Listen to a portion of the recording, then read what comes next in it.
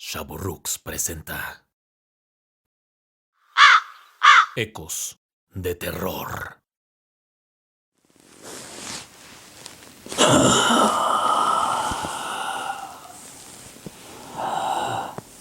Buenas noches. Como ustedes saben, yo vengo del más allá y esta noche seré su centinela.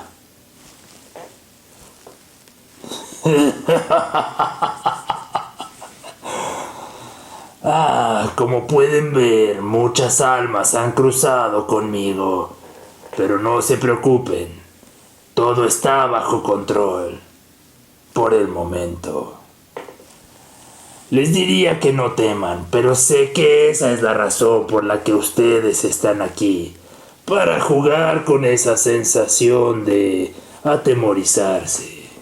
Y yo los voy a complacer, porque esta noche les tenemos 4 relatos que no los decepcionarán, si es que se atreven. Basta de esta charla tan frívola. La noche se avecina y comienza mi guardia. Esto es Ecos de Terror.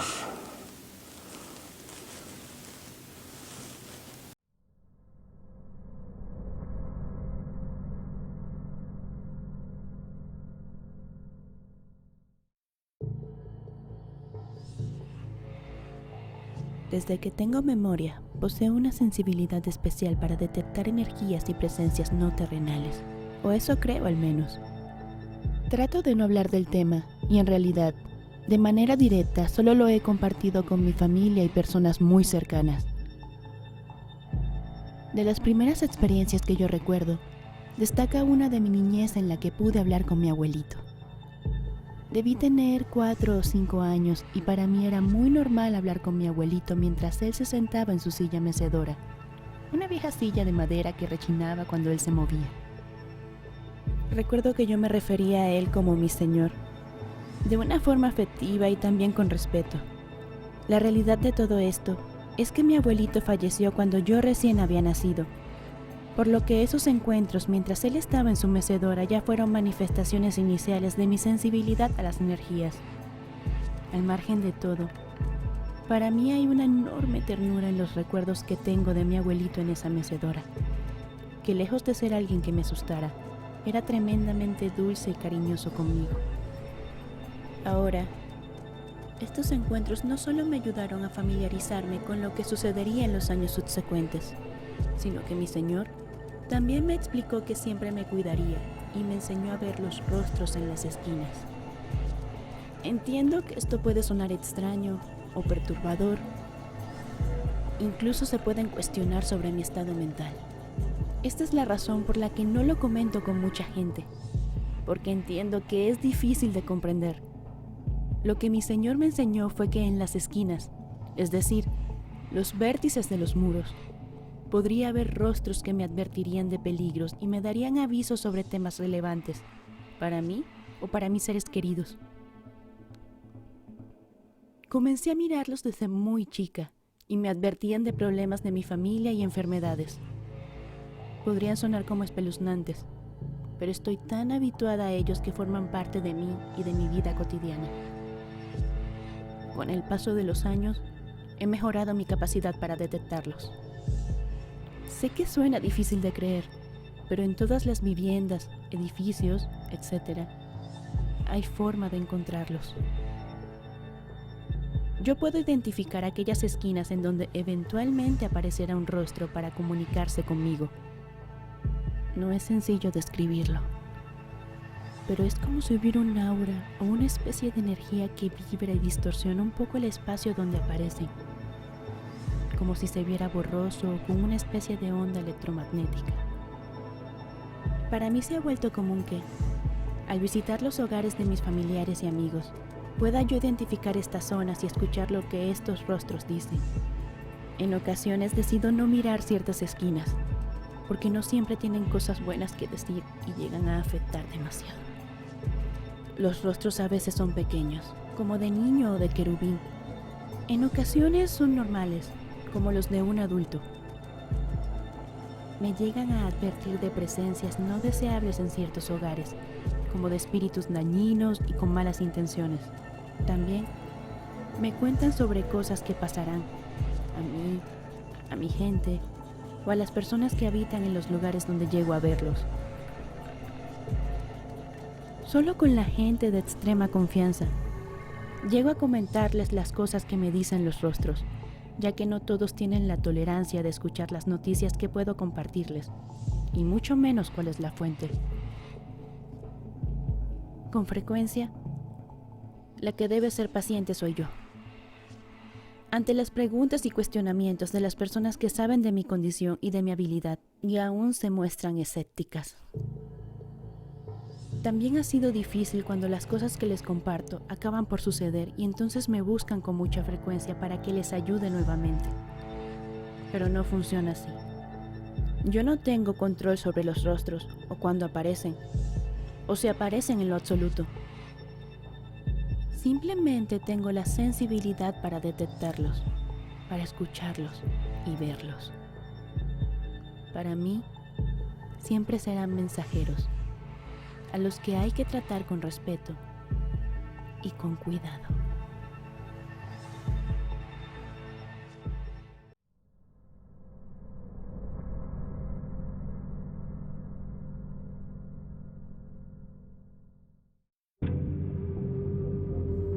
Muy a mi pesar, a lo largo de mi vida he sido testigo y he experimentado diferentes sucesos paranormales. La etapa que más contribuyó a acumular este tipo de vivencias se dio durante mi estancia como practicante en el Hotel Quinta Real, en el centro de la ciudad de Puebla, en México. El hotel por sí mismo es rico en historia. Las instalaciones que hoy lo conforman eran originalmente parte del convento de la Limpia Concepción, un edificio histórico del siglo XVI, fundado en el año de 1593. En el siglo XIX y durante la célebre batalla de Puebla, el convento fue utilizado como refugio para civiles, pero no toda la historia del antiguo convento es tan positiva. Por años, tuvo una reputación dudosa, al ser un lugar en el que se contaba que las familias tradicionales y de alcurnia enviaban a sus hijas cuando por alguna razón quedaban embarazadas fuera del matrimonio. El rumor en sí es que enviaban a estas muchachitas a estudiar a algún lado, cuando en realidad eran recluidas temporalmente en el convento y pasaban la parte final de su embarazo y la recuperación del parto en el mismo. Aquí hay diferentes versiones, pues se sabe que el antiguo convento fungía también como orfanato, por lo que existe la teoría de que los niños eran hijos, en su mayoría de personas de clases sociales privilegiadas. Hay otras versiones más oscuras, en las que se habla más o menos de lo mismo, solo que en lugar de que las criaturas acabaran en el orfanato, lo que sucedía es que a las madres les practicaban abortos clandestinos, y si el embarazo estaba muy avanzado, las personas del convento simplemente se deshacían de los bebés, lanzándolos a un pozo, porque aún existe, así como enterrar los restos en una especie de socavón en la parte trasera e incluso tapiarlos entre los muros de las instalaciones. Todo esto lo fui averiguando como parte de mi estancia como practicante y empleada de la Hora Hotel. Algo que me ayudó mucho fue mi capacidad de relacionarme con todo el staff, pero particularmente con aquellos encargados de la seguridad. Ellos tenían acceso a todas las instalaciones.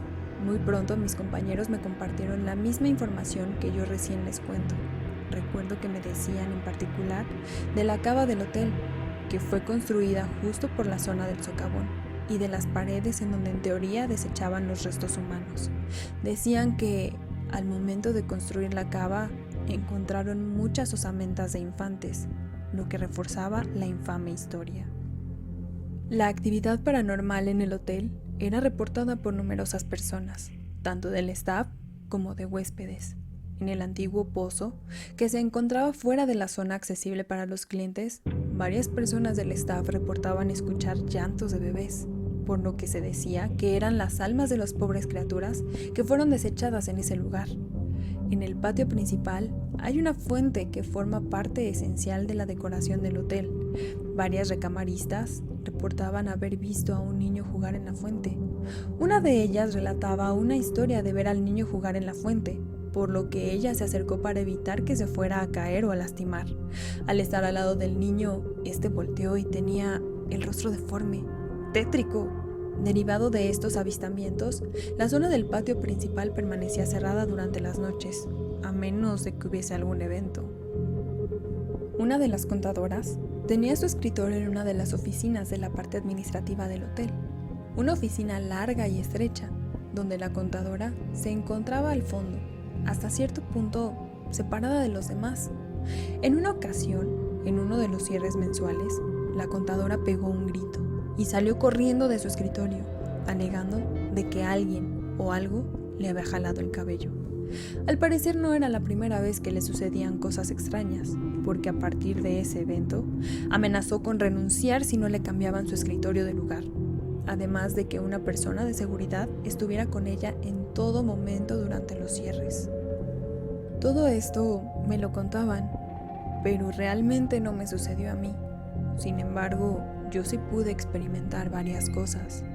De lo más espeluznante que sucede en este hotel, y se los confío por si algún día lo visitan, involucra a los huéspedes que se alojan en las suites principales. Las suites son las habitaciones más lujosas y una de las razones por las que el hotel tiene mayor ocupación. Era de madrugada y me encontraba yo en la recepción del hotel. No era común que yo estuviera en esos turnos, y me tomó por sorpresa cuando una pareja que estaba hospedada en una de las suites llegó a la recepción en pijama, muy alterada. Querían realizar el check-out, ya que decían haber visto al pie de su cama a una monja que los observaba. No quisieron ni volver por sus maletas. Simplemente nos pidieron ayuda para llamar a un taxi y nos dieron una dirección de entrega para enviarle su equipaje. Una vez que terminó mi turno, hablé con el gerente de lo sucedido y no le sorprendió en absoluto. Haciendo un poco de investigación, esto sucedía con muchísima frecuencia. Huéspedes que reportaban ver a una monja en la madrugada en su habitación y que salían despavoridos. Una evidencia que pude constatar eran los gastos continuos del hotel en el envío de equipajes. ¿Y por qué no clausurar las suites? Pues porque eran las habitaciones más populares y no era posible clausurarlas, salvo el caso de una. Otro fenómeno recurrente sucedía en el estacionamiento. Teníamos la advertencia de no dejar nuestros autos más allá de las 7 p.m., pues cuando oscurecía se reportaban risas y movimientos extraños. A mí me tocó vivirlo. Los empleados teníamos nuestros autos en el nivel más alto del estacionamiento, al cual accedíamos por la rampa, a través de un pequeño paso peatonal que subía por esta. Lamentablemente, en una ocasión me tocó ir por mi auto cuando ya estaba oscuro, solo para confirmar que en efecto había sombras que se movían entre los coches, así como risas y murmullos. Sobra decir que salí despavorida. Sin embargo, nada de eso se compara con la única suite que sí tuvo que ser clausurada. Una de las suites siempre aparecía con destrozos en su interior, a pesar de nunca estar ocupada. La televisión, los cuadros, la decoración eran reemplazados con tanta frecuencia que la noticia llegó hasta la administración central del grupo hotelero, quien hizo una investigación en la que todos los reportes indicaban que los daños sucedían de manera inexplicable. La solución que dieron fue clausurarla, dejando únicamente la base de la cama, el mueble de la televisión, los burós y las cortinas que siempre permanecían cerradas. El personal de seguridad hacía rondines continuos exclusivamente para vigilar esta suite y que se aprovechaban para que les dieran servicio, pues ninguna de las camaristas se atrevían ni estaba autorizada para ir sola. Es decir, había un itinerario específico de inspección para esta suite en particular. Gracias a mi relación con el equipo de seguridad, fue en una ocasión que estaban en su recorrido en la que me llamaron. Uno de mis amigos de seguridad me llevó con él para ver cómo la habitación tenía las cortinas completamente abiertas y la luz encendida. La miramos por unos instantes y de la nada las cortinas se cerraron, sin que hubiese nadie ahí dentro. Mi compañero tenía que ir a revisar el interior y me dijo que lo acompañara. Con honestidad, yo estaba aterrada, pero mi curiosidad y el morbo me llevaron a seguirlo. Una vez fuera de la suite, vimos cómo la luz ya no estaba encendida. La suite estaba cerrada bajo llave. Nadie que no fuera del equipo de seguridad, y el único en turno en esa ocasión era mi amigo, podían abrirla. Mi compañero abrió la suite e ingresó. Yo me quedé afuera, y de nuevo encontró los puros caídos y los muebles movidos, como ya era frecuente. Hace años que no trabajo en Quinta Real. Sin embargo, por las amistades que aún conservo, sé que siguen sucediendo cosas extrañas. Para mí, es de los lugares que almacenan muchas energías. Tal vez un día quieran visitar sus lujosas estancias, o la tradicional ciudad en la que se encuentra. Y quién sabe, quizá ustedes tengan alguna de estas experiencias.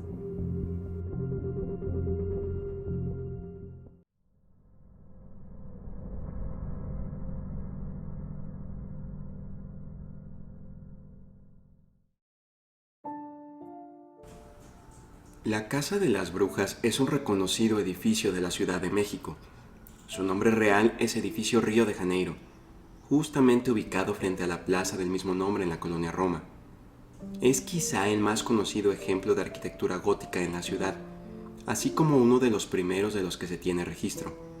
Desde su construcción, en 1908, ha sido motivo de atención de muchas personas, pues, según se dice, fue realizado por solicitud expresa del mismísimo Porfirio Díaz. Si bien su nombre popular es sugestivo, este en teoría viene de la forma que hacen sus estructuras puntiagudas desde ciertos ángulos, asemejando la silueta clásica y arquetípica de una bruja.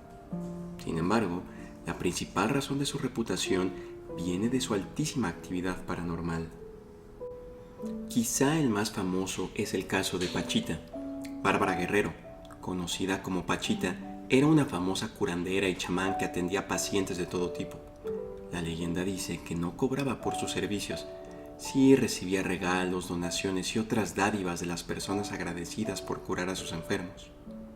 Según la historia, ella vivía en los cuartos de servicio de la Casa de las Brujas y allí atendió hasta el último de sus días. Después de su muerte, muchos de los inquilinos que la conocieron decían seguir viéndola por los pasillos y espacios comunes. Por si esto no fuera poco, el edificio ganó más reputación oscura cuando una mujer de nombre Brenda llamó al famoso programa La Mano Peluda, relatando sobre la presencia de demonios en el inmueble. Ahora bien, todo esto que yo les comparto no lo sabía cuando conocí el edificio por primera vez. Para mí, solo era un edificio con arquitectura peculiar y en el cual vivía uno de mis amigos, gracias a que su padre le había permitido ocupar un departamento ahí. Estando de visita, confieso que tenía una sensación lúgubre e inquietante. Mi amigo, probablemente con el propósito de asustarnos, nos contó las viejas leyendas del lugar y confesaba que le habían sucedido cosas extrañas. Decía que tenía una sensación de ser observado muy de cerca todo el tiempo, así como si le respiraran en el cuello. Por si no fuera poco, uno de los vecinos le había contado experiencias de antiguos inquilinos. Llámenlo coincidencia si quieren, pero por esas épocas salía en las noticias el caso de un poeta, Guillermo Fernández, que fue hallado estrangulado y con signos de violencia. El poeta había sido un residente del edificio y, según el vecino que contaba la historia, había dejado el departamento después de experimentar con fenómenos paranormales. La versión oficial es que él, así como otros escritores que habitaron el inmueble, habían decidido mudarse después del gran terremoto de 1985. Pero según esta persona, no era así. Su historia iba más lejos, al grado de asegurar que había mantenido contacto con el poeta y que lo que sea que lo acosaba tantos años atrás seguía dándole problemas. Esta historia nos parecía un poco exagerada, pero admito que sí me impactaba. Creo que lo que más nos afectaba es que mi amigo nos decía: ¿quieren ver dónde vivía el poeta? Y señalaba a uno de los departamentos del final del pasillo. No tenía por qué asustarnos, como fuese, El señor había muerto en Cuernavaca, casi 30 años después de haber dejado ese lugar, en el que seguramente habían vivido muchas personas después de él. Sin embargo, la suma de todo, la historia de Pachita, de los demonios, del poeta que según fue acechado por años después de mudarse, nos tenía muy nerviosos. Llegó la noche y algunos de nosotros teníamos planeado quedarnos a dormir. Para mi mala fortuna, me tocó en uno de los sillones en la sala, en el cual me instalé como pude y me dispuse a intentar conciliar el sueño. No lo conseguí. Mi amigo y los demás literal tomaron 1 minuto y comenzaron a roncar. Mientras trataba de relajarme para poder dormir, comencé a escuchar murmullos en el corredor fuera del departamento. A pesar del temor, mi curiosidad no me dejó quedarme en el sillón y con mucho cuidado de no hacer ruido me acerqué a la puerta principal. La abrí tan lenta y sigilosamente como me fue posible, pero no había nadie. Decidí regresar a mi sillón, nervioso y un poco decepcionado. Apenas di unos pasos y volví a escuchar los murmullos al tiempo que se me erizaba la piel. Ya sin reparo, corrí a mi sillón a refugiarme mientras pensaba, tranquilo, está sugestionado. Me recosté y tan pronto como miré hacia el techo, pude ver la figura de un hombre en la oscuridad, con sus ojos rojos inyectados de sangre. Estaba ahí, en el techo, sosteniéndose con sus pies y con sus manos echadas para atrás. Quise gritar, pero tan pronto abrí la boca a alguien o algo, me la tapó con unas manos que despedían un olor espantoso como podrido. Me desmayé y ya no supe más. Al despertar, lo hice antes que todos mis amigos. Ahora no tuve ninguna consideración y fui directo con mi amigo, el anfitrión inquilino del departamento. Le expliqué lo sucedido y le dije que me iría a casa. Me detuvo por unos minutos para que le contara todo lo que estaba ahí y lo que me había pasado. Se burlaron un rato. Me dijeron que era seguro producto del alcohol que bebimos y de la sugestión, y se burlaron todavía más. Yo nunca quise regresar a ese departamento. Lo curioso es que 4 o 5 meses después de esto, mi amigo también abandonó el lugar. Según supe, por algo que le pasó y que lo dejó traumatizado, como otros tantos eventos que han sucedido ahí, en la casa de las brujas. Tiptoe through the window, by the window, that is where I'll be. Come tiptoe through the tulips with me.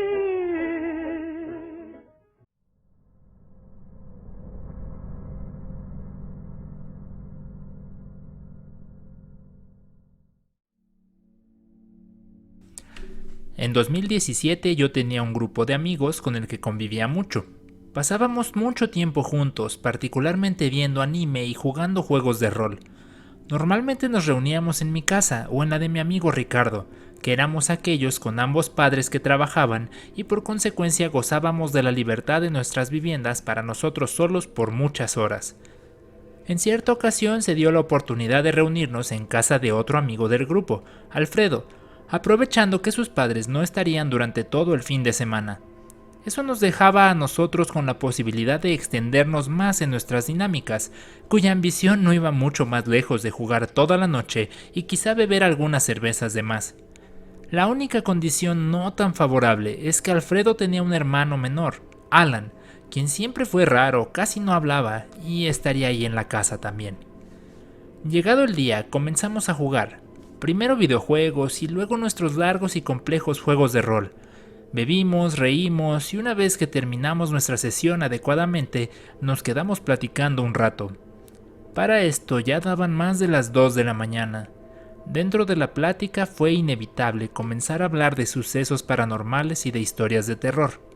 Recuerdo distintivamente que Ricardo comenzó a contar historias que había visto en YouTube, y en especial mencionaba que la historia detrás de la película Chucky estaba basada en una historia real. Ricardo citaba un video del Gran Dross, en donde se explicaba que Don Mancini, el director y creador de la saga Child's Play, las películas de Chucky, se había inspirado en un muñeco llamado Robert, el cual había sido usado en rituales vudú y que tenía vida propia, según testimonios de antiguos propietarios y vecinos de estos. Gracias a los relatos se estableció una atmósfera adecuada para extender nuestra convivencia. Desafortunadamente, Alfredo no estaba cómodo con ello, ni Alan, que tan pronto empezamos a contar historias se retiró a su habitación. Después de un rato, Alfredo nos pidió que cambiáramos el tema. Como era de esperarse, empezamos a cargarle pila, es decir, a molestarlo un poco sobre eso. Visiblemente alterado, Alfredo nos dijo que este tipo de historias afectaban mucho a su hermano y que por favor ya no continuáramos. Con un poco más de seriedad, le preguntamos la razón de fondo. Alfredo nos reveló que cuando Alan era pequeño, decía ver a un hombre que lo seguía por la casa. Un día Alan comenzó a gritar, primero con su voz de niño y luego con una voz que no era la suya. A partir de ese episodio, Alan tenía ataques en los que decía cosas sin explicación. Según Alfredo y su familia, era como si el hombre fuera en realidad un espíritu que había poseído a Alan y que en ocasiones hablaba a través de él. De lejos, esa había sido la historia más aterradora que cualquiera de nosotros hubiera escuchado, y comenzamos a hacerle más preguntas, a lo que Alfredo se incomodó y nos pidió, ya molesto, que lo dejáramos en paz. Decidimos que era hora de dormir y fuimos preparando nuestro campamento en la sala, donde todos pasaríamos la noche. Para este punto ya eran más de las 4 de la mañana. Una vez acostados y cuchicheando antes de caer rendidos, nos alertó un golpeteo en la puerta principal. No era normal que alguien tocara a la puerta, pero eso pasó a segundo término, cuando desde el cuarto de Alan escuchamos: ¡No abras la puerta! ¡No abras la puerta! Me gustaría describir lo que sentimos mientras escuchábamos tanto el golpetear de la puerta como los gritos de Alan. Creo que la forma más clara es esa sensación que te da en la montaña rusa cuando tienes un vacío en el estómago por la primera gran caída. En resumen, fue horrible. Por 3 o 4 segundos todos nos quedamos petrificados. Alfredo fue el primero en pararse y corrió hacia la habitación de Alan, que estaba en una especie de trance. Nosotros lo seguimos y nos quedamos todos con él hasta que amaneció. Tan pronto era factible irnos a nuestras casas, lo hicimos así, en vela. Nunca volvimos a ir a casa de Alfredo, quien probablemente por vergüenza se alejó de nosotros por un tiempo.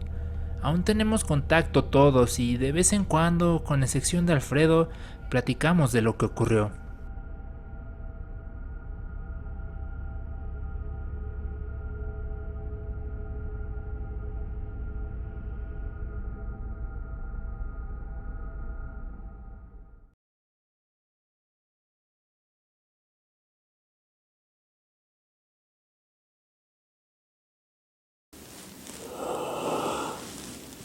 Debo regresar a mi morada en el más allá, y solo por esta ocasión no me llevaré a ninguno de ustedes, siempre y cuando cumplan con su parte de dar like y compartir como todos los otros centinelas siempre se los piden. Yo les pediré adicionalmente que por favor comenten cuáles fueron sus relatos favoritos. Si lo hacen, tendré especial misericordia con ustedes. Debo llevarme a estas almas que se encuentran ahora por aquí.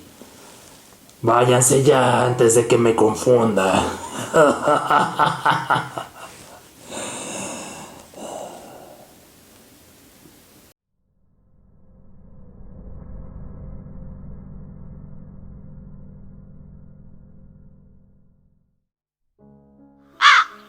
Ecos de terror.